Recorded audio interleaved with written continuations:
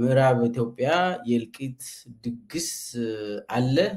በተለይ በቤንሻንጉል ጉሙዝ በአማራ እና በኦሮሚያ እዛ አካባቢ እየተደገሰ ያለ በጣም በጣም ዘግናኝ የሆነ ድግስ አለ። እሱ ላይ መረጃዎችን ሰብስቤያለሁ። ሌላው መረጃ የመንግስት ሰራተኛ የፌዴራል መንግስት ሰራተኛ የኦሮሚያም የአዲስ አበባም ሌሎቹ ክልሎችም የመንግስት ሰራተኛ 70% ይባረራሉ። ይሄ ተወስኖ የተሰራ ነው። አዲስ መዋቅር ስትራክቸር የተሰራ ነው። ከዚህ ጋር ተያይዞም የታሰሩ ኮሚሽነሮች አሉ፣ የፓብሊክ ሰርቪስ ኮሚሽነሮች አሉ። እሱንም ምንድን ነው ይሄ ነገር ምንስ ያመለክታል የሚለውን ሀሳብ እሰጣለሁ። ሌላው ደግሞ አንድ ጀነራል አበባው ታደሰ የሚባል ያው የብርሃኑ ጁላ ምክትል ማለት ነው። እሱ የተናገረው አለ። ብርሃኑ ጁላም ጌታቸው ጉዲናም ሊያዙኝ አይችሉም ብሎ ተናግሯል። ለምን ተናገረ? እንዴትስ ተናገረ? ምን ማለት ነው የሚለውን ትንሽ መናገር ትንሽ ሀሳብ መስጠት ይቻላል። ሌላው የሚገርም ነገር ደግሞ አብይ አህመድ የራሱን ቅርብ ሰዎች ከሀገር እያስወጣ ነው። እሱም በጣም እኔ ምን የሆነ ነው ብዬ ጠያይቄያለሁ። ግን በጣም አብይ ያሳደጋቸው በጣም የኔ ልጆች የሚለውን ከሱ ጋር ከሳይንስና ቴክኖሎጂ ጀምሮ አብሮ ቤተመንግስት የገቡና በቃ የሱ ቀኝ እጅ የሚባሉ ሀብታቸውን ይዘው ወደ ውጭ እንዲሄዱ እየተደረገ ነው። እሱም እነማን ናቸው፣ ከማን ተጀመረ የሚለውን ሀሳቤን እሰጣለሁ። እስከ መጨረሻ ድረስ ተከታተሉኝ እያልኩኝ ቻናሉን ሰብስክራይብ ያላደረጋችሁ ሰብስክራይብ አድርጉ። ላይክ፣ ኮሜንት፣ ሼር ማድረግ እንዳትረሱ። ምናልባት ከመጨረሻው ልነሳ። እነማን ናቸው አብይ ያስኮበለለ ያለው? የራሱ የሆኑ ሰዎች ከኢትዮጵያ ወደ ውጭ ሀገር እንዲሄዱ ሀብታቸውን ይዘው እንዲወጡ እያደረገ ያለው እነማን ናቸው የሚለውን እንየው። ምን መሰላችሁ? አንድ ሰንዶቀን ደበበ የሚባል ልጅ አብይ ያሳደገው ነው። ይሄ ሰንዶቀን እስከ ቅርብ ጊዜ ድረስ የኢትዮጵያ ኒውክሊየር ምናምን ኢነርጂ ኮሚሽነር ነበር። አሁን አብይ አህመድ ነገሮቹ በጣም ውስብስብ እየሆኑ ነው ብለው ወደ ውጭ ሀገር ልኮታል። ቤት ገዝቶለት ነው ወደ አሜሪካ የላከው። ሰንዶቀንን ታውቋላችሁ? ይሄ ነው ሰንዶቀን ደበበ ይባላል። አብይ ጋር ሲሰራ የነበረ ሰው ነው። ሳይንስና ቴክኖሎጂ አብሮ ነበሩ። ከሳይንስም ወደ ሌላ ሲሄድ አብሮ ይሄዳል። አብይ ጠቅላይ ሚኒስቴር ሲሆን አብሮ ጠቅላይ ሚኒስቴር ጽሕፈት ቤት ተመደበ። ከዛ አብይ የሚሾመው ቦታ ይሄዳል። ብዙ መስሪያ ቤቶችን ለአብይ ሲያስተዳድር ነበር። አብይ በጣም ይወደዋል ይህንን ልጅ። እኔም በቅርብ ስለሚያውቀው ነው። ልጄ ይላል። እንዳውም ይሄ ሰንዶቀን ደግሞ አባቴ ይላል። እንዳውም ዳዳ ይላል ሲጠራው። ጠቅላይ ሚኒስቴር ምናምን እኛ የተከበሩ ጠቅላይ ሚኒስቴር ነው የምንለው፣ እሱ ግን ዳዳ ይላል። እና ግንኙነታቸው በጣም ስር የሰደደ ነው። እና በጣም የሚገርም ቨርጂኒያ $400,000 ቤት ገዝቶለት አምና ነው እንዳውም የገዛለት ቤት 400 ወደ ኦልሞስት ግማሽ ሚሊዮን የሚጠጋ ቤት ተገዝቶለት ነበር። ከዛ በኋላ ደግሞ አሁን ኒውዮርክ ዲፕሎማት ሆኖ እንዲሰራ ትንሽ ውጣ ብሎ ከግርግሩ ውጣ፣ ለእኔም አስቸጋሪ የሆነ ነው፣ እኛም መውጣታችን አይቀርም የሚል መሰለኝ ይሄ ነገር። የራሱን ቅርብ ሰዎችን ቤት ገዝቶላቸው ሂዱ እያለ እዚህም እዛም ሲያስቀምጥ ምንድን ነው የሚያሳየው? አብይ ከዚህ በኋላ ተስፋ እየቆረጠ የሚወዳቸውን ሰዎች በየቦታ እየከፋፈለ ቤት እየገዛላቸው ጥግ ጥግ እንዲይዙ እያደረገ የሚመስል ነገር እኔ በጣም ጠየቅኩት። ምንድነው ግጭት አላቸው ወይ? እንደውም ይህንን ልጅ በጣም ስለምወድ አያደርግም አብይ ብዬ ነበር። ኦልሬዲ አሁን ጓዙን ጠቅልሎ ኒውዮርክ ገብተዋል። ሰንዶካን እስከ ቅርብ ጊዜ ሰው የሚያውቀው የት ነው ያለ? ኒውክሊየር ኢነርጂ ኮሚሽነር ነው። ኢትዮጵያ እንግዲህ ኒውክሊየር ምናምን ጥሩ ነው አምቢሽኑ እና እሱን ይመራል ተብሎ ነበር። ሙያም የለውም እዛ ላይ ኒውክሊየር አልተማረ ምን ያልተማረ ብቻ ግን የአብይ ልጅ በመሆኑ ያንን ቦታ ተረክቦ ነበር። አሁን በአሁኑ ሰዓት ዲፕሎማት ሆኖ በዩኤን ውስጥ የኢትዮጵያ ሚሽን አለ በዩኤን ውስጥ እዛ እንዲሰራ ኦልሬዲም ሀብታም ነው። በነገራችን ላይ ቢሊየነር ነው ሰንዶቀን ያው የአብይ ስርዓት ውስጥ ስለሚኖር በጣም የናጠ ቢሊየነር ነው። በአደባባይ ነው እንትን ገንዘብ የሚወስዱት።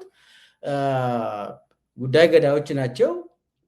ለሱ መናገር ነው ካንተ የሚጠበቀው። እሱ ይጨርሳል። ለምን አባቱ አብይ ስለሆነ ዳዲ ብሎ ስለሚጠራ በዚህ መሰረት ነው ቢሊየነር የሆነው ልጁ እና በጣም የናጠ ነው። በዛ እንትን ጓዙን ጠቅልሎ ወደ ውጭ ትሄዳለህ ሲባል በጣም ተደስተው እልልልል እያለ ነው የወጣ በነገራችን ላይ እና ቤተሰቦቹን ይዞ ይሄዳል። እንግዲህ ሀብት እዛ ኢትዮጵያ ውስጥ ሀብት አለው፣ በጣም ትልቅ ሀብት አለው። ቢሊየን በመዓት ቢሊየን ራን ያደርጋል ልጁ እና ምን እንደሚያደርግ ያንን አላቅም። ብቻ ግን ሽጦ መስመር አስይዞ ነው የሚሄደው እንጂ ዝም ብሎ አይሄድም። አብይ ራሱን ሰዎች ጥግ ጥግ እንዲይዙ ማድረጉ ይሄ መልእክቱ ምንድን ነው የምለውም ትንሽ ማሰብ ስለሚያስፈልግ ነው። አብይ አሁን ሙሰኞችን አስራለሁ ምንጥስዮ ምናምን ብሎ እንትን ይላል አይደለ? አሁን ሰንዶቀን ማለት ሰው ባለሀብቶች ያውቃል ቢሊየነር እንደሆነ የአብይ ሰው እንደሆነ። ሰንዶቀን ካገኘው ጉዳይ ይፈታል። ልክ እንደ ዳንኤል ክብረትም ተመሳሳይ ስራ ነው የሚሰራ። በነገራችን ላይ ዳንኤል እንዳው ሹመት የሚያሰጥ ሰው ነው። ዳንኤል ክብረት ጉዳይ አስፈጻሚ ጉዳይ ገዳይ የሚባሉት ውስጥ ሹመት ጉዳይ ይገላሉ እነሱ ደግሞ። ስለዚህ ትልቅ ገንዘብ ነው ይዘህ መሄድ ያለብህ ዳንኤልን ስታገኝ። ዳንኤል ክብረትን እነሱ ያሹማሉ፣ ሹመትን ያስገኛሉ። ትልቅ ገንዘብ ወስዶ ነው ስራ የሚሰሩት እና ብዙ ሰዎችን ወደ ውጭ የላከ ነው አብይ። እሱን ተከታትለን ምን ኢንፎርሜሽን ከእናንተ ጋር እናደርሳለን እያልኩ እዚህ ላይ ብዙ ጊዜን አልወስድም። የአብይ ልጆች ውጭ ሀገር የሄዱ ነው። የራሱ ያሳደጋቸው ልጆች እየመደበ ነው። ይሄ ደግሞ ተስፋ መቁረጡን የሚያሳይ ከስር ከስር እኔ በሄሊኮፕተር ሄዳለሁ፣ እናንተ ብቻ ግን እንትን መያዝ አለባችሁ ቤት ገዝቶላቸው እንደዛ እያደረገ መሆኑን ነው። እንግዲህ እንደዚህ ትልቅ ቢዝነስ ራን የሚያደርጉ ሰዎች ጥግ ጥግ እያሳዘ ነው ማለት ነው አብይ። ሌላ ሁለተኛ መረጃ የሚያደርገው በጣም ሲሪየስ ያልሆኑ መረጃዎችን ነው። እንግዲህ በእኔ አስተያየት በጣም ሲሪየስ የሆኑ መረጃ የምዕራብ ኢትዮጵያ የእልቂት ድግስ ነው። የወታደራዊ ግቡ ምንድን ነው የምለውን በሚገባ እናያለን። እሱ ግን ከዛ በፊት አነስ ያሉ መረጃዎችን መጨረስ አለብኝ መሰለኝ። ስለ አበባው ታደሰ የሰማሁት ላጋራችሁ። አበባው ታደሰ ታውቃላችሁ፣ የብርሃኑ ጁላ ምክትል ነው። እዚህ ላይ ይሄ ፎቶ ባጫ ደበሌ ጋር አብይ አህመድ ጠርቶ ሲሾማቸው አብይ ስልጣን ይዞ ከሁለት ዓመት በኋላ ነው ጡረታ የወጡ ናቸው። በነገራችን እነኚህ ሰዎች በኢህአዴግ ጊዜ ጡረታ የወጡ የተባረሩ ቢዝነስ የሚሰሩ ናቸው። ግን አብይ በኋላ ጠርቶ ለትግራይ ጦርነት እነኚህን ሹመት ሰጥቷቸው ወደ ፖለቲካ ወደ ወታደራዊ እንትን መዋቅር መለሳቸው። እነኚህ ጡረታ ወጥቶ ቢዝነስ ሲሰሩ የነበሩ ሰዎች ወደ እንትን ገቡ እና እነኚህ ሰዎች አበባው ጭምር በሽተኞች ናቸው፣ ይጠጣሉ፣ ሰካራሞች ናቸው። በጣም እንትን በየቀኑ ይጠጣሉ እና አብዛኞቹ ደግሞ በጣም የዘመናዊ በሽታን የተሸከሙ ናቸው እና ሁለቱም ሰዎች ማለት ነው። እና አበባው ሰክሮ የተናገረው ነገር አለ ሰሞኑ። ምንድነው? ብርሃኑ ጁላ ይነሳና ጌታቸው ጉዲና ይተካል ስለተባለ ሰክሮ። በነገራችን ላይ አበባው ታደሰ ከጌታቸው ጉዲናም ከብርሃኑ ጁላ ጋርም አይወዳደርም። ሙያ አለው፣ በእርግጥ ሙያ አለው። ፊልድ ላይ ነበር አበባው ታደሰ። በባድሜ ጊዜም እዛው ግንባር ላይ ሆኖ ውጊያ የመራስ ነው። ይሄ ሀቅ ነው። ግን ደግሞ ማንነቱን የሚደብቅ ሰካራም፣ ይህ በጣም ስነ ምግባር የሌለው ሰው ነው እና ሰክሮ ምንድን ነው ያለው? አሁን እኔ ከብርሃኑ ጋር ራሱ ሲሰራ በነበርኩ ጊዜ በጣም ሲቀፈኝ ነበር። ይህ ሰው እንደው ከላይ ላይ አለቃይ ነው ብዬ ራሱ መቀበል አልቻልኩም። አሁን ደግሞ ጌታቸው ጉዲና ሊያደርግ ምናምን ብሎ በጣም ሰክሮ ይናገራል። እነኚህ ሰዎች እኔን አዞኝም አያውቁም፣ አዙኝም ማለት በእርግጥ በሙያ ቅድም ብያለሁ፣ በሙያ አይገናኙም። ብርሃኑ ጁላ እና አበባው ታደሰ አይገናኙም። አበባው ይበልጣል። እና ምንድን ነው የሆነው? ብርሃኑ አያስተዳድረኝም፣ አይልከኝም፣ አይቆጣጠረኝም ብሎ ሲናገር ከሱ ጋር የነበሩ ሰዎች ተው ትታሰራለህ ምናምን ብሎ ያስፈራራሉ። ምንም አታመጡም፣ ሂዱና ለጠቅላይ ሚኒስቴር ሁሉ ተናገሩ ምናምን ብሎ ደፍሮ ይናገራል። እዚህ ላይ አበባው ተለምኖ ነው የተመለሰ በአብይ ምንድን ነው የሚያደርገው መሰላችሁ? የሚያሽከረክረውን ሰው ብቻ ነው የሚመድበው እንጂ ደና በጣም እንትን ያለው ኮንፊደንስ ያለውማ አይመድብም። አበባው ተጠሪነቱ ለጠቅላይ ሚኒስቴር ለአብይ ነው። ከአብይ በታች ሆኖ ነው ይሄንን የሚያደርገው። ያ ቃል ይሄንን ደግሞ እና በማንነቱ ራሱ ማንነቱን የሚደብቅ ሰው ነው። ከዚህም በፊት በኢህአዴግ ጊዜ ትግርኛ ብቻ ነው የሚናገረው። በፍጹም አማርኛን እንደማያውቅ አድርጎ የኖረ ሰው ነው አበባው ታደሰ። ወደኋላ መለስ ብላችሁ አጥኑ ስለ አበባው ታደሰ። አንድ ቀን እንዳውም ምንድን ነው የምለው፣ እናቴ እኮ የአድዋ ልጅ ነች እና አባቴ ነው ምናምን ስለዚህ ነው ትግርኛ ብቻ ነው የምናገረው፣ ትግርኛ ነው የምናገረው። ያኔ አማርኛ አላቅም፣ ብዙ እንትን የለኝም፣ እሰማለሁ ብዙም አልችልም ምናምን ነገር ይላል። ያኔ በኢህአዴግ ጊዜ ለቲፒኤልኤፍ ተገዢ ለመሆን ሎያል ለመሆን በጣም ታማኝ ለመሆን አበባው ታደሰ በታሪኩ ውስጥ አማርኛን ተናግሮ ማቅ ሰውዬ የማይፈልግ ሰውዬ፣ ልክ አብይ አህመድ ደግሞ ሲሾመው ትግረኛ የሚባል ነገር ጠላቴ ነው አለ። ጠላቴ ነው ትግረኛ ብሎ ቁጭ እኔ እንደ አማራ ነኝ አለ። በእርግጥ እሱ አማራም አይደለም፣ አጋው ነው። ራሱን አጋው ነኝ ብሎ መኩራት ይችላል፣ ችግር የለው። እዚህም እዛ መግባት አያስፈልግም። እኔ ኢትዮጵያዊ ነኝ ትኔ ደግሞ ብሔሬ ደግሞ አጋው ነው ብትል ትከበራለህ እንጂ ምንም የሚያሸማቅቅ ነገር አይደለም። ለምንድን ነው የምደብቀው? በአማራ ስም መደገድ አይበቃም? እንዴ በቃ ሁሉም ሰው ብድግ ብሎ አማራን እንደንትን አድርጎ ይነግዱበታል። ችግር የለውም። አማራ ሰፊ ህዝብ ነው፣ በሆዱ ሁሉንም ይይዛል። እኔ አማራ ነኝ ብትል ችግር የለውም።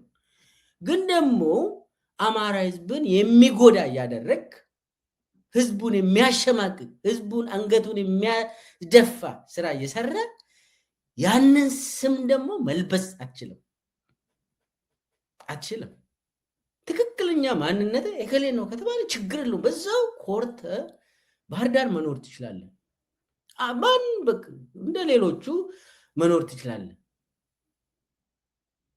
እና አበባው ታደሰ እኔ ሙያውን አልካድኩም፣ ግን ማንነቱን እዚህም ገብቶ እዛም ገብቶ አሁን በአማራ ኮታ ነው ቁጭ አለ እዛ። አብይ አውቆ ነው ይህንን የሚያደርገው። ይሄ በነገራችን ላይ ብዙ ጊዜ ይናገራል አብይ ይሄ ትንትን አማራ የሚባለው ምናምን እያለ። አበባው እኮ አማራ አይደለም፣ እሱ እኮ አጋው ነው፣ ያውቄ ነው ያስቀመጥኩት፣ በእነሱ ኮታ ነው ደግሞ ያስቀመጥኩት ይላል አብይ። ይህ ወንጀል ነው። ቦታው ለአማራ ነው ብለህ እንትን ካረከው አለ አማራ ህዝብ አለ። እኔ እንደዚህ የዘር እንትን የለብኝም።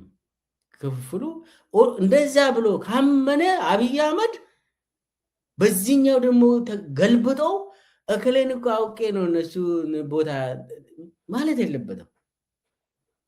ይህ እንዲህ አይነት በጣም ወንጀል ነው። ህዝብን ከፋፍሎ እንትን ማድረግ። አሁን አበባው ታደሰ እሱ ነው እንግዲህ አማራ ክልል ላይ ኮማንድ ፖስቱን በበላይነት የሚመራው። አማራ ክልል ላይ አብይን ወክለው ህዝቡን አማራ ህዝብን የሚጨፈጭፍ የሚያስጨፈጭፍ አማራ ህዝብ በወታደር ነው የሚገዛው።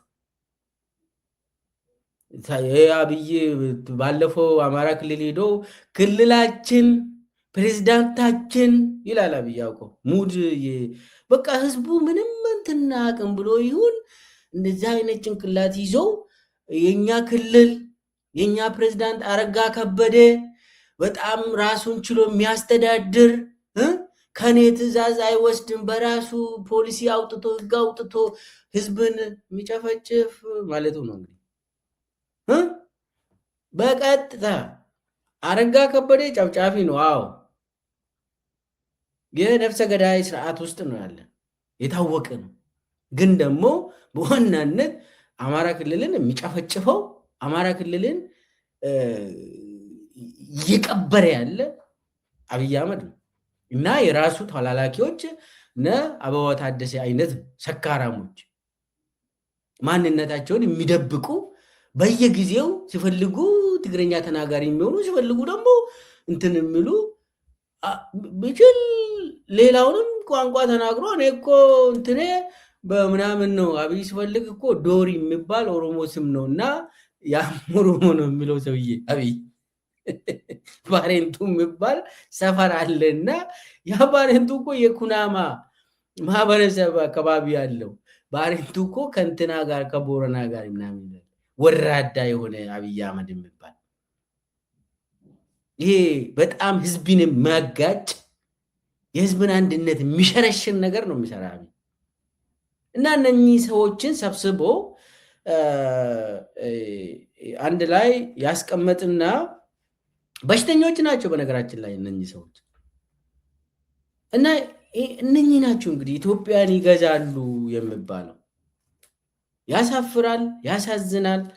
ብቻ ውስጣቸው ተዳክሟል ለማለት ነው። አብይ አህመድ መከላከያ ውስጥ ራሱ እርስ በርስ ይባላሉ። አብይም ያንን ያደርጋል።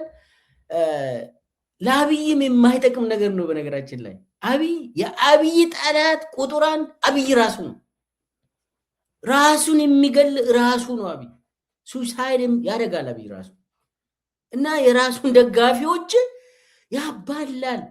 የሱ ፕሪንሲፕል ኦፍ ገቨርናንስ ኔጌሽን ይባላል። ኔጌሽን ማለት ማጋጨት ነው። የአስተዳደራዊ ስልቱ ማጋጨት ይባላል። ሰው ሲባላ፣ ግለሰቦች ሲባሉ እንደዚህ አይነት ሲደረግ አብይ ይደሰትና ከፋፊ ያለው ሰላሜን አግኝቻለሁ ይላል። ግን መጨረሻ ላይ ምንድን ነው የነገር የሚፈጥረው የሚለውን አያውቅም። እና ሰዎችን እንደዚህ እያባላ ሰዎች ቅር ስላቸው ሲጠጡ እንትን ይገነፍላል ሰው እና እየጠጡ ብርሃኑ ወራዳ የሆነ አይመራኝም ይላል። እና አይ ቲንክ አበባ ታደሰ በዚህ ሰዓት ይሁን ነገር ጠብቆ ነበር ማለት ያው ብርሃኑ ጁላ ከተነሳ ኖርማሊ አበባው ወደ ላይ ከፍልና የአበባው ታደሰ ቦታ ደግሞ ወይ ጌታቸውን ማድረግ ይችል ነበር። ይሄ ሁሉ አብይ ራሱ ነው የሚያጋጨው። አሁን ይሄ መከላከያ ውስጥ ሽኩቻ ከተማ ላይ ነው እንግዲህ አዲስ አበባ ላይ ሽኩቻ ነው። እርስ በርስ ይባላሉ እና ይሄ ተጨባጭ የሆነ የተዳከመ ነው። በውስጡ በጣም ተዳክሟል። የአብይ የመከላከያ አመራሩ ራሱ ተዳክሟል። በየቦታ በየንትኑ በየመጠጥ ቤት እየሄዱ እርስ በርስ የሚባሉ ናቸው። በአጠቃላይ ይሄ አገርን መግዛት አይችልም። ይሄ አገርን ማስተዳደር አይችልም። እንደዚህ አይነት ስርዓት የመከላከያ ስርዓት ከላይ ውስኪ ቤት የሚባሉ ሌሎቹ ደግሞ ኢትዮጵያውያን በአፈሳ ተወስዶ ለመከላከያ ተሰጥቶ እዛ ለብ ስልጠና ተሰጥቷቸው በየገደሉ በየዱሩ ሊሞቱ ወደዛ ይመደባሉ። እና አብይ ደግሞ እዛ ጋር ሰው ወታደር ሲሞት እና ስራው መሞት ነው ይላል። ስራው መሞት ነው፣ ሚሊሻውንም ጨምሩበትና ሂዶ እየተደሰተ እየጨፈረልኝ ለኔ ብሎ መሞት አለበት ብለው እንትን ያደርጋል። ከላይ ደግሞ ፈርቷል፣ በአጠቃላይ ፈርቷል። እና አብይ በጣም ፈርቷል። በተለይ ደግሞ ይሄ ጥምር የሚባለው በጣበታለሁ። ይሄንን የጥምር ኃይል እየተገነባ ያለው የኦሮሞ የአማራና የትግራይ ወይ ደግሞ አሁን መከላከያ ውስጥ እየተወራ ያለው ጉዳዩ ተለውጠዋል ይላሉ። ለምን ኤርትራ የሳተላይት ኢሜጅ ሁሉ የመከላከያ እንቅስቃሴን ለህዋት ለፋኖ ለኦኤልኤ እየሰጠ ነው የኤርትራ እንትን ሰራዊት እና የሳተላይት ኢሜጅ ኢንፎርሜሽን ኢንተለጀንስ ኢንፎርሜሽን ከኤርትራ ስለሚያገኙ ይሄ በጣም ውድ የሆነ ኢንፎርሜሽን ነው። ሳተላይት ኢሜጅ አታገኙም። ማንም አማጺ ቡድን ወይ ደግሞ የክልል መንግስት ይሄ በጣም የወታደራዊ ሴንሲቲቭ የሆኑ ሳተላይት ኢሜጆችን ማግኘት አይችሉም። አሁን እኮ እንደፈለገ ፋኖ ያገኛል። የሆነ ሰው መጥቶ ይህንን ተጠቀም ከተባለ ለምን አይጠቀምም? መረጃ ከሆነ ትጠቀማለህ። ማንም ሰው መረጃ ከሰጠ ትጠቀማለህ። እና አብይ ከኤርትራ ትውሰድ ምናምን ማለት አይችልም። መረጃ ከመጣ ይጠቀማል ሰው። ስለዚህ የአብይ ወታደራዊ ካምፖች የት ነው ያሉት? ከባድ መሳሪያዎች የት ነው የሚገኙት? እንቅስቃሴው ምን ይመስላል የሚለውን ሳተላይት ኢሜጅ ሁሉ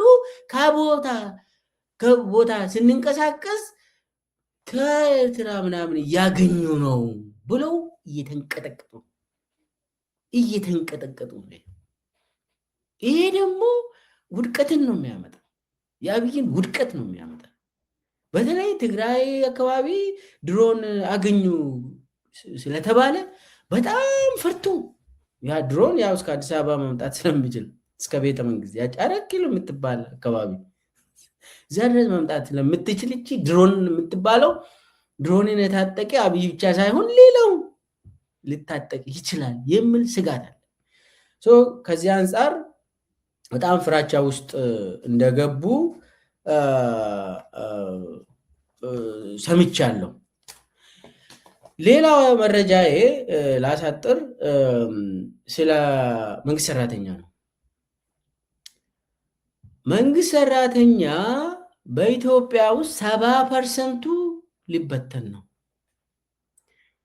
የመንግስት ሰራተኛ በዝቶ ገንዘብ ይበላል፣ እሱ ነው ኢትዮጵያ ህዝብን የሚቆረጥመው ብሎ አብይ ደምድሟል። ይህንን በሪሰርች የሆነ የፓርቲ ሪሰርች አድርገው የፌዴራሉም የአዲስ አበባም የኦሮሚያውም የአማራም የሁሉም ክልሎች የመንግስት ሰራተኛ በ70% እንዲቀነስ ተወስኗል። በፓርቲ ደረጃ ተወስኖ በየክልል የእንትን ቅነሳው እንዴት ይሆናል? እነማን ናቸው የሚባረሩት? ተባሮ መንገደኛ ለማኝ የሚሆኑ የትኛው መንግስት ሰራተኛ ነው የሚለው የተለየ ነው። ውሳኔው ተላልፏል። ውሳኔው ተላልፎ በፌዴራል ደረጃም በአዲስ አበባ ደረጃም በኦሮሚያ ደረጃ እየተሰራበት ነው። እኔ እናውቃለሁ። በአማራ ክልልም እየተሰራበት ነው። የመንግስት ሰራተኛው እስከ ዛሬ ድረስ ለ20 ዓመት 30 ዓመት ሁሉ ሰርታል ከሆነ ትባረራል። በቃ ምንድነው ምክንያቱ የተባለው? ሳቹሬት አድርጓል። መንግስት ሰራተኛው ዘጭ ብሎ ምንም ፕሮዳክቲቭ አይደለም ነው የተባለው። በጥናታቸው ዶክመንት አለኝ። መንግስት ሰራተኛው የፌዴራሉም የክልሎችም የአዲስ አበባ ምንም ዋጋ የሌለው ዝም ብሎ ገንዘብ የሚበላ ፕሮዳክቲቭ ያልሆነ መባረር ያለበት፣ ከተቻለ ደግሞ የሆነ ነገር ተደራጅቶ በጥቃቅንና አነስተኛ የሆነ ነገር ተሰጥቷቸው የሚሸኙት ናቸው። ስለዚህ መንግስት ሰራተኛ የሚባለው ይሄ በ70% እቀንሳለሁ ብሎ አብይ ወስነው በፓብሊክ ሰርቪስ ቢሮዎች በአዲስ አበባ ፓብሊክ ሰርቪስ፣ በኦሮሚያ ፓብሊክ ሰርቪስ፣ በፌዴራሉም በክልሎች በሁሉም ክልሎች አካባቢ ፓብሊክ ሰርቪሶች ይህንን ስትራክቸር አዲስ መዋቅር ይሰሩ። አዲስ መዋቅር ማለት ከዚህም በፊት የተለያዩ ቢሮዎች ሆኖ ሲሰራ የነበረው አንድ ቢሮ ይሆናል፣ ሌላው ይባረራል ማለት ነው። መንግስት ሰራተኛ ከዛ ገንዘብ እንቀንሳለን አሉ። ስለዚህ ዋናው ዓላማው አንደኛ ፕሮዳክቲቭ አይደለም፣ ምንም ዋጋ የለውም። መንግስት ሰራተኛ ለኢትዮጵያ ህዝብ ምንድነው እስቲ የሚጨምረው? አንድ መስሪያ ቤትን ወሰዱና ይሄ መስሪያ ቤት ውስጥ የተቀጠረ መንግስት ሰራተኛ አለ። ይሄ መንግስት ሰራተኛ ምንድነው ለኢትዮጵያ ህዝብ ለልማቱ ልማት አይሉም ለነገሩ ብልጽግና ለብልጽግና ምንድነው የሚሰሩት ብሎ ከገመገሙ በኋላ መንግስት ሰራተኛ ይሄ መቀነስ ያለበት፣ መንግስት ሰራተኛው ሊባረር ይገባል፣ 70% ዩዝለስ ነው የተባለው። ዩዝለስ ምንም ዋጋ የሌለው መባረር ያለበት፣ መንገድ ላይ መጣል ያለበት፣ ለማኝ መሆን ያለበት፣ መወገድ ያለበት 70% ነው ተብሎ በዛ መሰረት እየሰሩ ነው። እንግዲህ በሙያ ስንት ዓመት ያገለገለው መንግስት ሰራተኛ ዝም ብሎ ሊያባርር ነው። አብይ ዝም ብሎ ሳቹሬት አድርጓል። በቃ ከዚህ በኋላ ምንም እንቅስቃሴ የለም። የኢትዮጵያ መንግስት አፍራሽ የሆነው ቢሮክራሲው ነው ተባለ። እዚህ ላይ አብይ ይሄንን አብዮት ለምንድን ነው የጀመረው?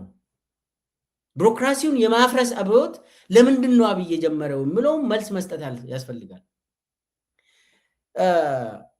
አንደኛ ቢሮክራሲው ከዚህም በፊት ይዞ የመጣ አለ። መንግስትነት በነገራችን ላይ መንግስት ማለት ቢሮክራሲው ነው። ፓርቲው ይመጣል ይሄዳል፣ የሚቀጥለው ቢሮክራሲ ነው አይደል? ቢሮክራሲ መንግስት ሰራተኛ ሲቪል ሰርቫንቱ ነው መንግስት፣ የኢትዮጵያ መንግስት ተብሎ የሚጠራኩ ዳኞች ናቸው፣ ሲቪል ሰርቫንቶች ናቸው፣ መምህራን ናቸው። እነኚህ ናቸው ከፖለቲካ ነፃ መሆን ነበረባቸው። ነገር ግን ያው ሌላ ፓርቲ ሲመጣ ከአዲሱ ፓርቲ ጋር ራሱን አሳድሶ አባል ሆኖ ታጋይ ሆኖ ይቀጥላል።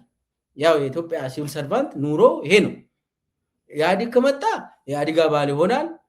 ኢህአዲግ ሲሄድ ደግሞ ብልጽግና አባል ይሆናል። ብልጽግና ከሄደ ደግሞ ሌላ አባል ይሆናል። እንደዛ ነው። ከዚህም በፊት ኢሰፓ አባል የነበሩ የደርግ ኢሰፓ አባል የነበሩ ኢህአዲግ አባል የሆኑ እነዛ እየተባለ አሁን ደግሞ ብልጽግና አባል የሆኑ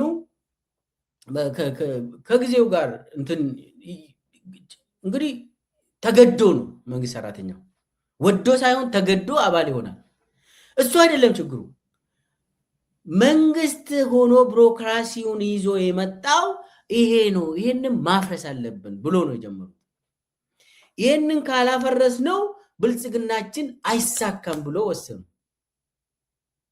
ምን እንደሆነ ብልጽግናቸው ማፍረስ ነው ማለት ነው።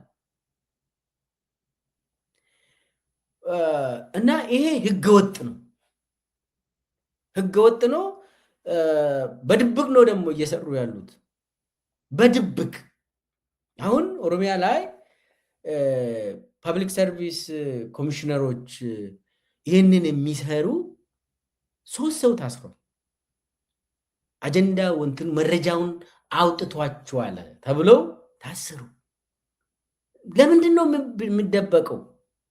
መንግስት ሰራተኛው ሳያቅ ሳይሰማ ጨርሱና መጨረሻ ላይ በደብዳቤ ብቻ ማባረር ተብሎ የተያዘው እቅድ እንትኑን አወጣችሁ ምስጢሩን አወጣችሁ ተብሎ ታሰሩ ኦሮሚያ ላይ።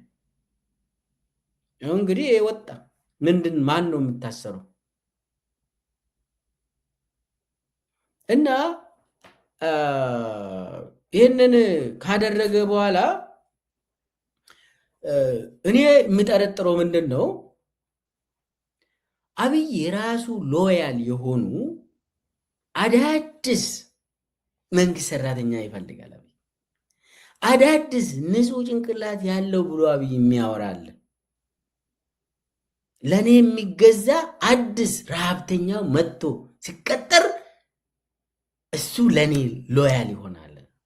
ሳቹሬት ያደረገ ከዚህም በፊት እዚህ የነበረው መብቴ ነው በቃ እዚህ መቆየት ብሎ የሚያስብ ስራውን በሚገባ አይሰራም። ስርዓቱም እንዲወድቅ ማድረግ ይችላል፣ እኔ ላይ ይሰራሉ ብሎ ደምድሟል። ስለዚህ አዳዲስ ኃይል በማስገባት እነኚህ አዳዲስ ኃይሎች ደግሞ ለእኔ ሎያል የሆኑ ለእኔ ብቻ የሚሰግዱ ይሆናሉ። እኔ ነኛ ወደዚህ ያመጣቸው፣ እኔ ነኛ አባታቸው ብለው እንደዚህ አይነት አስተሳሰብ ይዘው ነው ነባር የሆኑ ሙያ ያላቸው ቢሮክራሲን ለማፍረስ እየሄደ ያለው አብይ። እና ይህንን ቢሮክራሲ ሲያፈርስ በአዲስ መልክ እመጣለሁ ብሎ ነው አብይ። አዲስ ኃይልን ይዤ ይመጣለሁ ብሎ ነው። ኦሮሚያ አካባቢ በነገራችን ላይ ስልጠና ሲሰጥ ነበር። የአብይ ፍልስፍና ተብሎ የኦሮሚያ ቢሮክራሲ ከፈረሰ በኋላ የቢሮክራሲውን የሚረከቡ ተብሎ ስልጠና ሲሰጥ ነበር በድብቅ ነው። ይሄ ደግሞ የሚደረገው በሌላ ስም ነው ስልጠናውን የሚሰጡት። እና ከዚህም በፊት የነበረው ኦሮሚያ ውስጥ ያለው መንግስት ሰራተኛ ሸኔ ነው ተብሏል። እቺን ያዙ፣ ሸኔ ነው የተባለ መንግስት ሰራተኛ ሙሉ ኦሮሚያ ውስጥ የክልል የዞን የወረዳ ምናምን መንግስት ሰራተኛ ሲቪል ሰርቫንቱ ሸኔ ነው። አየን እኮ ብልጽግናን አይደግፉም ተባለ። ብልጽግና አባል ሆኖ እኮ ነው የሚሰሩት እኮ የትም መሄድ አይችሉም እኮ እነኚህ ቢሮክራሲ ሰዎች። የፌደራሉ ደግሞ በአብዛኛው አማራ ይሆናል፣ ኦሮሞም አለ፣ ትግራዋዮች አሉ፣ ሌሎችም ብሔር ብሔረሰቦች አሉ። ስለዚህ እኛን አይደግፉም ነው እየተባለ ያለ። የአዲስ አበባም ተመሳሳይ ነው። አማራ የሆነው የሚታወቅ ፋኖ ነው ይባላል፣ ይታሰራል፣ ይባረራል፣ ይበተናል። ትግራዋይ ከሆነማ ጁንታ ነው እሱ ድሮ እንደዛ ነው። በፌዴራልም በአዲስ አበባ አሁን አብይ እችን የፖለቲካ ካልኩሌሽን ይዞ የራሱን ደጋፊ ብልጽግና አስተሳሰብ ያላቸውን አዳዲስ ሰዎች ስራ አግኝቶ ማቁ ሰዎችን አደራጅቶ ቦታ ለማስያዝ ከዛ በኋላ እነኚህ አዳዲስ ኃይል ደግሞ አብይን እንደ ንጉስ የሚያዩ ስለሆነ በዚህ ደረጃ ስርዓቱን አፍርሼ እኔን የሚመስሉ ሰዎች እንዲገቡ አረጋለሁ ብሎ ነው አብይ። እንግዲህ ሁሉም ነገር በአብይ ኢሜጅ ነው። አብይ በአምሳሉ አፍርሰው እየገነባ ሁሉንም ነገር ይቅርታ፣ ሁሉንም ነገር በአምሳሉ ነው ሁሉንም ነገር እንትን የሚያደርገው እና ያሳዝናል። ይህንን መረጃ ህዝቡ ማወቅ አለበት። ሌላው እንግዲህ መጨረሻ ብዬ የሚይዘው ጊዜም ስለሌለኝ የምስራቅ ኢትዮጵያ የእልቂት ድግስ ነው። በጣም የሚያሳዝን የእልቂት ድግስ አለ። ዋናው ለምንድን ነው ይሄ እልቂት ድግስ? በወለጋ፣ በቤንሻንጉል ጉሙዝ፣ መተከል፣ በአማራ በዛ በጎጃም በኩል እልቂት ድግስ አለ። ይሄ እኔ ከውስጥ መረጃ ያለኝ ሰው ነኝ። በአካባቢም እየተደረገ ያለው ጉዳይ አለ። ምንድን ነው የተፈለገው? ምን ሊሆን ይችላል? የኢትዮጵያ ህዝብ ምን ማድረግ አለበት ብዬ ያሰብኩትን ነው እዚህ ላይ የምናገሩ ፈጥን እያልኩ። ስለዚህ አሁን እየሆነ ያለው ትናንትና ጦርነት ነበር መተከል አካባቢ ጦርነት ነበር። በተለይ ፋኖና የጉሙዝ ኃይሎች አንድ ላይ ሆነው መከላከያን አጥቅቷል። ከዛ ከመተከል ካወጡ በኋላ መከላከያ ደግሞ አሶሳ ላይ ተደራጅቶ እንደገና ሂዶ ጉሙዞችን ጨፍጭፏል። ከዛ ይሄ ቦታ ደግሞ ከወለጋ ጋር የሚዋሰን ቦታ ነው። ምስራቅ ወለጋ ጋር ምንድን ነው እየሆነ ያለው? እዛ አካባቢ በጣም ጂኦፖለቲካሊ ኢምፖርታንት የሆነ ጉዳይ የሆነ ነው። ያው ሰሞኑን ደግሞ የሱዳኑ አርኤስኤፍ አብይ የሚደግፈው ጃንጃዊድ ሚሊሻ እና የሱዳኑ ሰራዊት በድንበር ላይ ተጋጅቷል። የአርኤስኤፎች ኢትዮጵያን ተጠቅሞ ነው፣ የኢትዮጵያ ሰራዊትን ተጠቅሞ ነው ሱዳንን የሚያጠቁ። የሱዳን ሰራዊት ደግሞ መግለጫ አውጥቷል። ከኢትዮጵያ ነው ጥቃቱ የተፈጸመብኝ ድንበር ላይ ብሎ። ስለዚህ ቤንሻንጉል ጉሙዝ አውድማው የሱዳንና የሱዳን ጦርና የአርኤስኤፍ ጦር አውድማ ሆናለች ቤንሻንጉል ጉሙዝ። እዛ አካባቢ ደግሞ ጉሙዞችም ቤንሻንጉሎችም አማራው ኦሮሞው ታጥቋል እዛ አካባቢ። ስለዚህ እዛ አካባቢ አብይ በጣም ፈርቷል። የምዕራቡ ግንባር በጣም ሊከብድ ይችላል ተብሎ ተገምቷል። እልቂቱ ኦልሬዲ በመንግስት ሚዲያ እንኳን አልወጣም። የአብይ ደጋፊዎች እየጮሁ ነው። እዚህ ላይ ምስራቅ ወለጋ ሆሮ ጉዱሩ አብይ እዛ አካባቢ እያመሰ ነበር ከዚህም በፊት። ይህ ነገር እስከ መተከል ይሄዳል፣ እስከ ቤንሻንጉል ጉሙዝ ይሄዳል። እዛ አካባቢ አብይ ህዝብን የሚያጋጭ ስራ ነው ሲሰራ የቆየው ለ7 ዓመት ለ6 ዓመት ሙሉ ህዝብን ከህዝብ ጋር የሚያጋጭ። አሁን ደግሞ በአዲስ መልክ ይሄ ጥምር ኃይል ተመሰረተ ከተባለ በኋላ እልቂቶች እየተካሄዱ ነው። የኦሮሞም የአማራም የጉሙዝም እልቂት እየተካሄደ ነው። ኦልሬዲ ተጀምሯል፣ ግን ከባዱን አላየንም። እኔ የሰማሁት ነገር በጣም ዘግናኝ ነገር ፕላን አድርጓል አብይ እዛ አካባቢ። ለምንድን ነው ይሄንን ዘግናኝ ነገር? ይሄ ነገር አማራ ህዝብ ላይም ይከሰታል፣ ኦሮሞ ላይም ይከሰታል። አብይ ያደርጋል። ጉሙዞች ላይም እየተከሰተ ነው። እልቂት፣ ከባድ እልቂት እዛ አካባቢ አሁን ካየ ነው የባሰ ነገር ሊከሰት ነው። አብይ ይህንን ፕላን አድርጓል። እኔ ይህንን መረጃ ደህንነቶች ናቸው የሚነግሩ።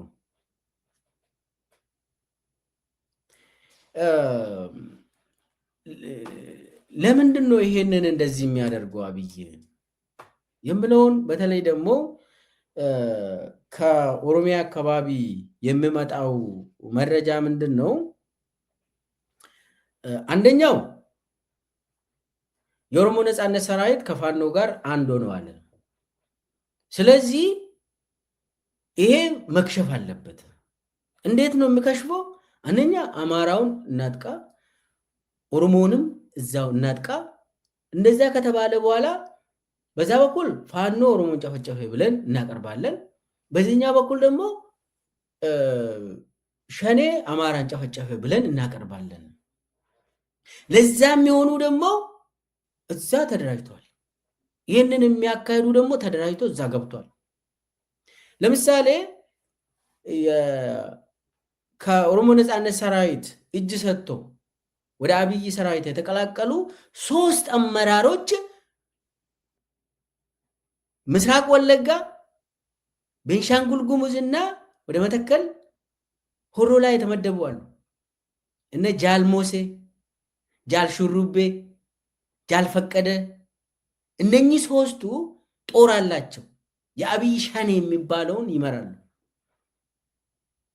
የአብይ ሸኔ የሚባለውን ይመራሉ። እዛ አካባቢ እነኚህ የሚፈጽሙት አሰቃቂ ድርጊት ከዚህም በፊትም ተከስቶ አይተናል። አሁንም እያየን ነው። የባሰው ደግሞ እየመጣ ነው። አንድ በሉልኝ።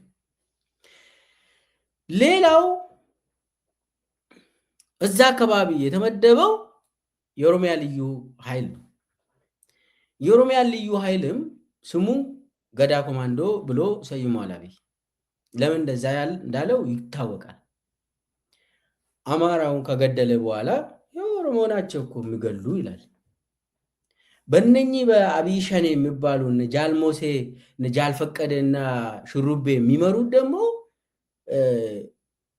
እንትን የኦሮሞ ነጻነት ሰራዊት ልብስ ለብሱ ፀጉራቸው የሚመሳሰል እነኚህ አማራውን ከገደሉ በኋላ የጃልመሮ ሰራዊት ነው ይሄንን የፈጸመ ብሎ በዛኛው ሳይድ አማራ ህዝብን ይቀሰቅሳሉ ማለት ነው። በዚህኛው ሳይድ ደግሞ ጨፍጭፎ ፋኖ የራሱ የአብይ ፋኖ አለ እዛ አካባቢ ፋኖ ብሎ የሚጠራ ራሱ ያደራጀ እነሱን ተጠቅሞ ደግሞ ከመከላከያ የተወጣጡ ናቸው እነኚህ ፋኖ የሚባሉት። እዛ አንዳንድ አረጋ ከበደም ኮንትሪቢዩት ያደርጋሉ። እንትን ብሎ ስራቸው ምንድነው?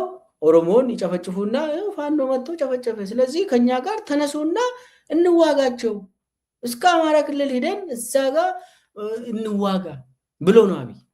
አሁን ካያችሁ ጥሪ እየተደረገ ያለው ፋኖ አማራ ክልል ያለው ፋኖ ኦሮሚያ ክልል ያለውን እንዋጋ፣ እነሱ ናቸው ኦሮሞን እየጨፈጨፉ ያሉት ብለው ሙሉ እንትን ጥሪ ተደርጎ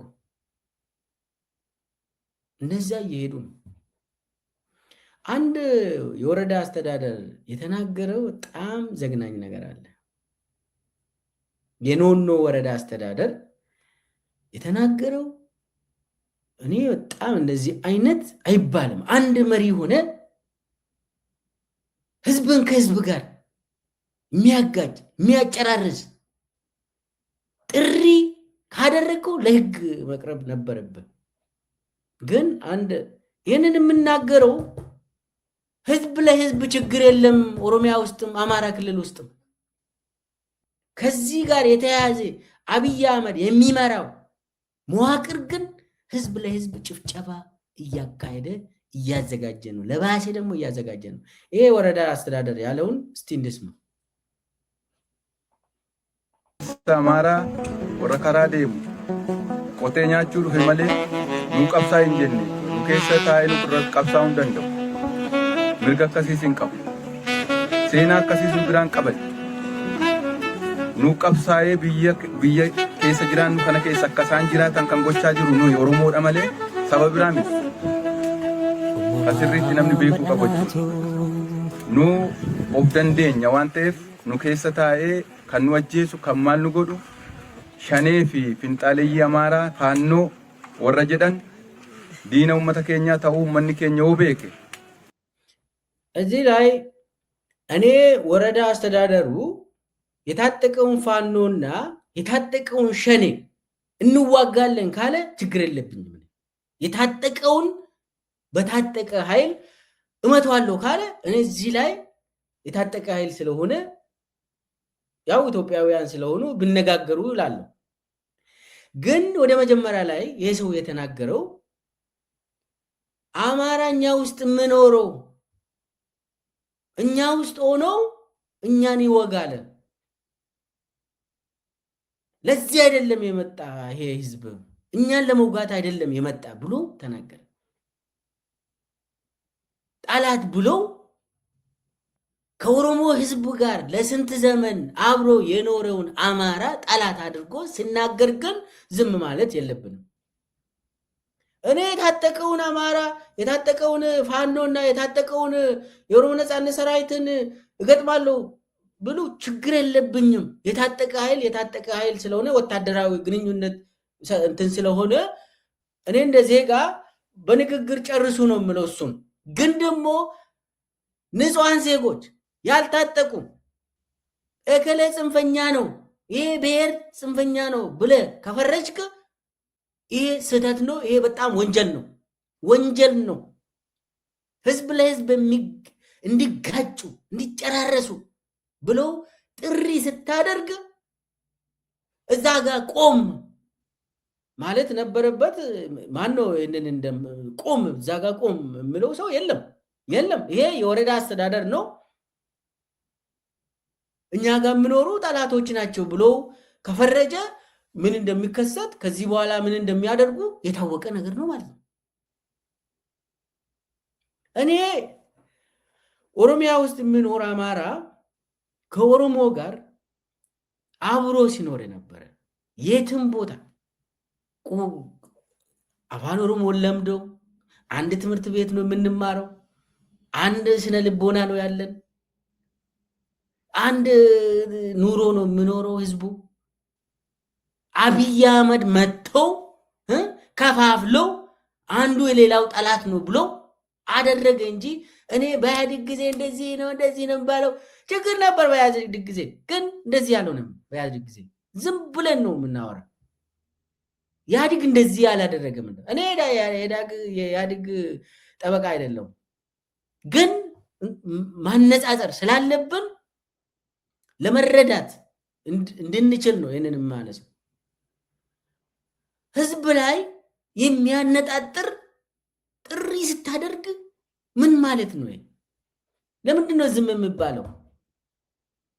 ከዛ በኋላ እንደዚህ አይነት ጥሪ ካደረገ በኋላ በሚዲያ ይሄ እኮ በኦቢኤን የተላለፈ ጉዳይ ነው።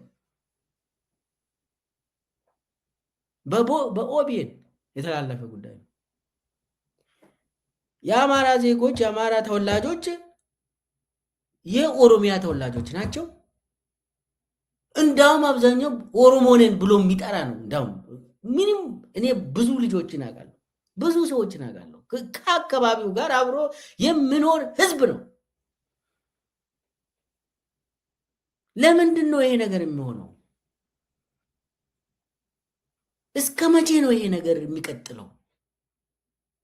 አብይ አህመድ የሚባል አውሬን እላችን ላይ ይዘን ስለምንድን ነው የምናወራ?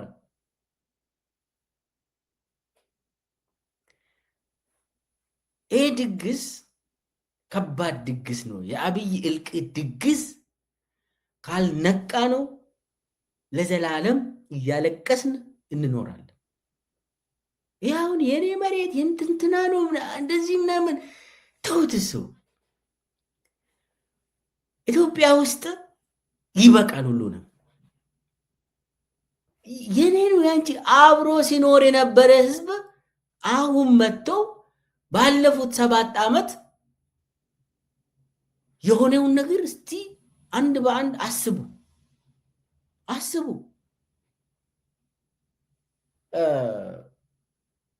እና አዳዲስ እልቂቶች ሲመጣ ብቻ ጮኸን ወደ ቤታችን የምንመለስ ሰዎች መሆን የለብንም። ከቻልነው ማስቆም ነው። ማስቆም የምንችለው ደግሞ በመተባበር ነው። አብይን በማስቆም ነው ይሄ ነገር የሚቆመው።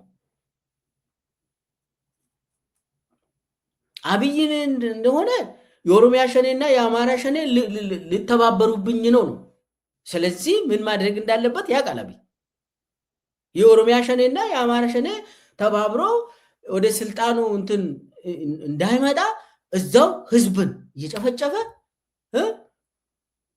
የስልጣኑን እንትን መጠበቂያ ነው ያደረገው። የሰው ደምን ይጫወትበታል። አሁን ምዕራብ ኢትዮጵያ ላይ የተደገሰው እልቂት አንደኛ ትብብሯ እንድትከሽፍ፣ ኦሮሞ የአማራ ጠላት ነው፣ አማራ የኦሮሞ ጠላት ነው የሚለውን እንዴት ረሳችሁ ብሎ ነው አብይ ይሄንን የሚያደርገው። አንድ በሉልኝ። አንድ ይሄ ነው ትብብር። በተለይ የአማራ ልጆችና የኦሮሞ ልጆች መነጋገር እንዳይጀምሩ ነው ይሄ ሁሉ አሁን እየተደገሰ ያለው። ሁለተኛው ደግሞ አብይ ሰሞኑን አይታችኋል ከሆነ የሱ አገራዊ ምክክር የሚባል ላይ ብዙ ግጭቶች ተፈጥሯል። ፈርቷል አብይ። በነገራችን ራሱ ያስጀመረውን ግጭት መልሶ አብይን ለበለበው። ስለዚህ አጀንዳ መቀየስ አለበት፣ ማስቀየር አለበት። ወደ ለቅሶ መግባት አለባቸው ኢትዮጵያውያን ለአብይ።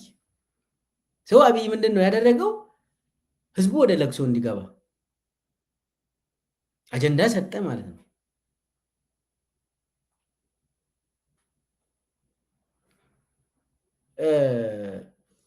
እና በቀጣይነት ይሄ ነገር እየተባባሰ ይሄዳል።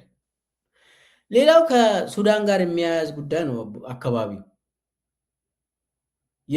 ከሱዳን ጋር የሚያያዝ ያው የአርኤስኤፍ እና የሱዳኑ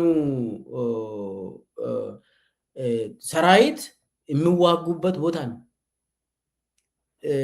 የሚያሳዝን ደግሞ እዛው ነው ህዳሴ ግድባችን ያለ። ቦታውን እንግዲህ መጥፎ ቦታ ነው። አብይ ሆን ብሎ ነው እዛ አካባቢ አርኤስኤፎች ካምፖችን እንትን እንዲያደርጉ የተደረገው። አንድ ነገር ላስታውሳችሁ ወደዛኛው ሳልሄድ በፊት ከዚህም በፊት የኦሮሞ ነጻነት ሰራዊት ከቲዲኤፍ ጋር ስምምነት ሲፈጥር ያቺ ሳምንት አባገዳዎችን ረሽነው አብይ ሸኔ ነው የረሸነው ብሎ አሳወቀ። ከዛ የኦሮሞ ህዝብ ሸኔ ጠላቴ ነው ብሎ ቆመ። በኋላ ግን እውነታው ወጣ፣ ራሳቸው እንደረሸኑት ታወቀ። አሁንም የሚደረገው እዚህ ላይ በጥንቃቄ ማየት ያለብን የአብይ ሸኔዎች አሉ፣ የአብይ መዋቅር አለ። አጠቃላይ ዋናው እነሱ የሚፈልጉት በተለይ የኦሮሞ ነጻነት ሰራዊትና ፋኖ ለዘለዓለም እንዳይመካከሩ ነው። ግን አይችሉም። አብቅቷል። እንደዛ የሚባል ደረጃ አልፏል። የኦሮሞና የአማራ ህዝብ ግንኙነት አልፏል። አብይ ወደኋላ የሚመልስ ነገር የለም። ለምን? ከምንጩ ይሄ እልቂት መቆም ስላለበት የኦሮሞ ኃይልና የአማራ ኃይል የግድ ይተባበራሉ። የግድ ነው። ከምንጩ ማድረግ ስላለብን በየቀኑ ማልቀስ የሚባለውን በየቀኑ እልቂት ዜና መዘገብ ማቆም ስላለብን የግድ እነ ጃልመሮና እነ ዘመኔ መወያየት ግዴታ ነው። ይሄ የህዝብ እልቂት መቆም አለበት። ያ ደግሞ የሚቆመው ሲነጋገሩ የአብይ ድራማ ሙሉ በሙሉ እንዲከሽፍ ይደረጋል። ኦሮሚያ ውስጥ እኮ የሚኖር አማራ ልክ እንደ ኦሮሞ የሚኖር ህዝብ ነው። ምንም ይሄ ማንም ሰው የሚያውቅ ጉዳይ ነው።